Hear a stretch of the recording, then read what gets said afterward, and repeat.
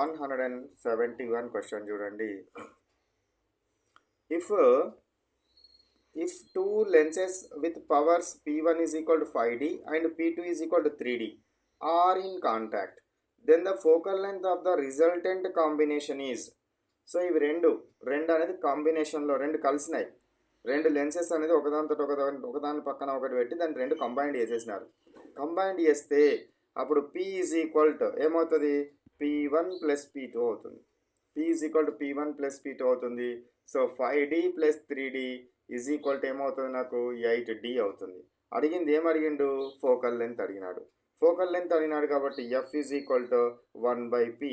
1/p అంటే ఎంత వస్తుంది మనకు, 1/p అంటే ఎంత, ఇది p అనేది ఎంత ఉంది, 8 ఉంది. 8 ఉంది కాబట్టి ఇది d కింద రావడం జరుగుతుంది.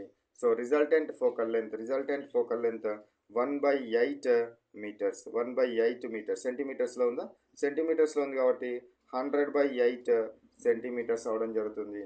So that's why you will get what 12.5 centimetres. 12.5 centimetres.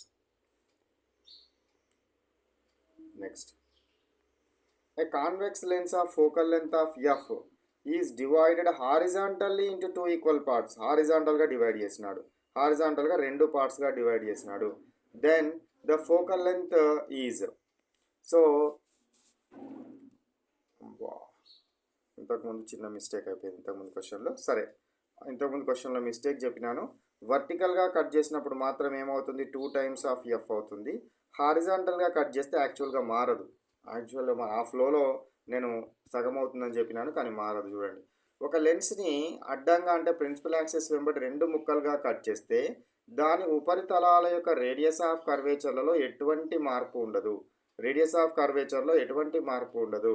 కాబట్టి ఫోకల్ లెంత్ కూడా మారదు, ఎఫ్ అనేది మారదు, ఫోకల్ లెంత్ కూడా మారదు.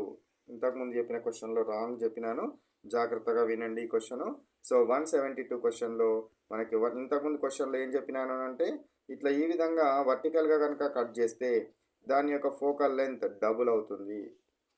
హారిజాంటల్గా కనుక కట్ చేస్తే ఫోకల్ లెంత్ సగం అవుతుందని చెప్పినాను. రాంగ్, సగం కాదు, ఏమవుతుంది అంతే ఉంటుంది. ఆ ఫ్లోలో చెప్పినాను కానీ అది కాదు, ఎందుకంటే రేడియస్ ఆఫ్ కర్వేచర్ మారదు కదా. రేడియస్ ఆఫ్ కర్వేచర్ మారదు కాబట్టి ఫోకల్ లెంత్ అనేది మారదు. రేడియస్ ఆఫ్ కర్వేచర్ అనేది మారదు కాబట్టి ఫోకల్ లెంత్ అనేది మారదు.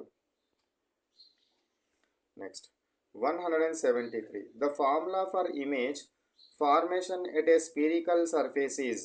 స్పిరికల్ సర్ఫేస్ దగ్గర ఒకవేళ కనుక ఇమేజ్ కనుక ఫామ్ అయితే, ఈ formula for image formation at spherical surface దగ్గర ఫామ్ అయ్యే ఇమేజ్ యొక్క ఫార్ములా సో ఏంటి అంటే, n2/v minus n1/u is equal n2 minus n1/r.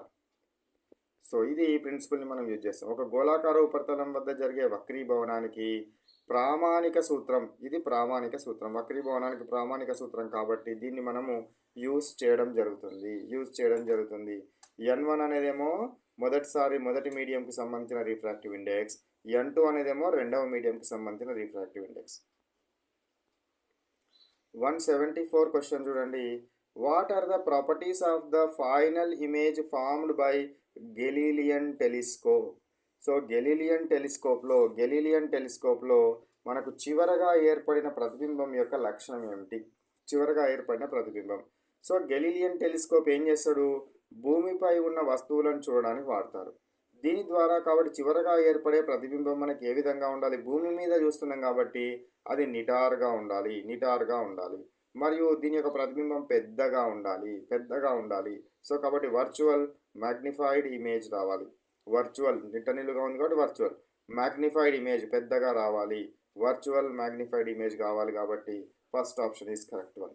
అదే ఒకవేళ ఖగోళంలో చూసే వాటికి చూసినట్టయితే అవి ఎట్లా ఉన్నా ఏం పర్లేదు, అంటే దాన్ని ఏమంటారు, నిలువుగా ఉన్నా పర్వాలేదు, తల క్రిందులుగా ఉన్నా పర్వాలేదు. కానీ భూమి మీద ఉన్నాయి చూస్తే మాత్రం కంపల్సరీ అవి ఎట్లా ఉన్నాయో అట్లే ఉండాలి, నిలువుగానే ఉండాలి. 175. Which lenses are used in Galilean telescope. మరి గెలీలియన్ టెలిస్కోప్లో ఏ లెన్స్లను యూజ్ చేస్తారు, యూజ్ చేయడం జరుగుతుంది. మనకు గెలీలియన్ దానిలో రెండు లెన్స్లను మనం యూజ్ చేస్తారు. ఒక కాన్వెక్స్ లెన్స్, ఒక కన్వర్జింగ్ లెన్స్ని యూజ్ చేస్తాము. అదేవిధంగా ఇది ఐపీస్గా యూజ్ చేస్తాము. కాన్కేవ్ లెన్స్‌ని కూడా మనము యూజ్ చేయడం జరుగుతుంది. Convex lens and concave lens. Convex lens మరియు కాన్కేవ్ లెన్స్. ఈ కాన్వెక్స్ లెన్స్‌నే ఐపీస్ అంటారు. ఐపీస్‌గా అనడం జరుగుతుంది. So, convex lens and concave లెన్స్‌ని యూజ్ చేయడం జరుగుతుంది. ఓకేనా? నెక్స్ట్.